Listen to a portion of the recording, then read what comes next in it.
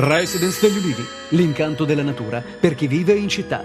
Telefono 0962 96 4192 348 01 17 609.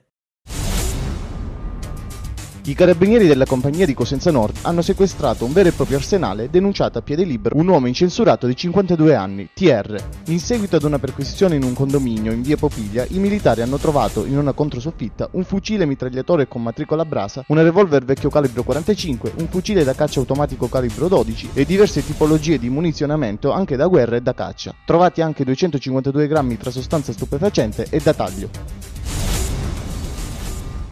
Un nuovo sbarco di immigrati clandestini è avvenuto nella notte sulle coste del Catanzarese, tra Santa Caterina dello Ionio e Guardavalle. La Guardia di Finanza ha arrestato 2 scafisti, un ucraino e un turco, che hanno lasciato sulla costa 42 migranti curdi, tutti uomini tra 16 e 24 anni, che avevano affrontato il viaggio della speranza a bordo di un veliero probabilmente partito dalla Turchia. Giovedì scorso, a circa 10 km di distanza, erano sbarcati altri 122 curdi. 2 morti e alcuni feriti è il bilancio di un grave incidente stradale avvenuto poco prima delle 21:30 di lunedì sull'autostrada tra Salerno-Reggio Calabria, tra gli svincoli di Rosarno e Mileto. Nell'incidente sono rimasti coinvolti le auto di una famiglia siciliana e di una milanese.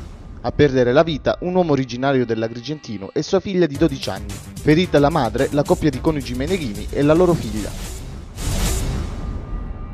Nella struttura sanitaria dell'Annunziata di Cosenza, un medico è stato aggredito prima verbalmente e poi fisicamente da un gruppo di familiari di un paziente che si trovava ricoverato in rianimazione. A loro dire non riceveva un'assistenza adeguata. Per sedare gli animi sono intervenute le guardie giurate e gli uomini della squadra mobile. Nonostante l'aggressione, il medico non ha inteso sporgere denuncia. Si riunirà questa sera a Soverato un consiglio comunale straordinario e urgente, convocato dal presidente dell'assemblea Tiani, dopo l'ennesimo omicidio avvenuto domenica in spiaggia. L'assassinio di Ferdinando Rombolà rientra nella faida dei boschi che da qualche anno ha sparso diversi morti nel Catanzarese. Alla riunione sono stati invitati il presidente della regione Calabria, il prefetto, il questore e il presidente della provincia di Catanzaro. La giunta regionale ha rescisso il contratto con KPMG, l'advisor che era stata incaricata di quantificare l'ammontare del debito sanitario calabrese. Lo ha comunicato il governatore Scopelliti incontrando i sindacati CGIL, CISL e UIL. La motivazione è stata l'inadempienza della società, incaricata fin dal 2008. Intanto, l'assessore al lavoro Stillitani ha comunicato la stabilizzazione di circa 1000 lavoratori LSU e LPU per un impegno finanziario di 30 milioni di euro. Dopo Irene Pivetti ad assessore comunale di Reggio Calabria, potrebbe essere la volta di Emilio Fede a sindaco di Rosarno. Il nuovo PSI ha proposto all'Anchorman di candidarsi per risollevare l'immagine della città.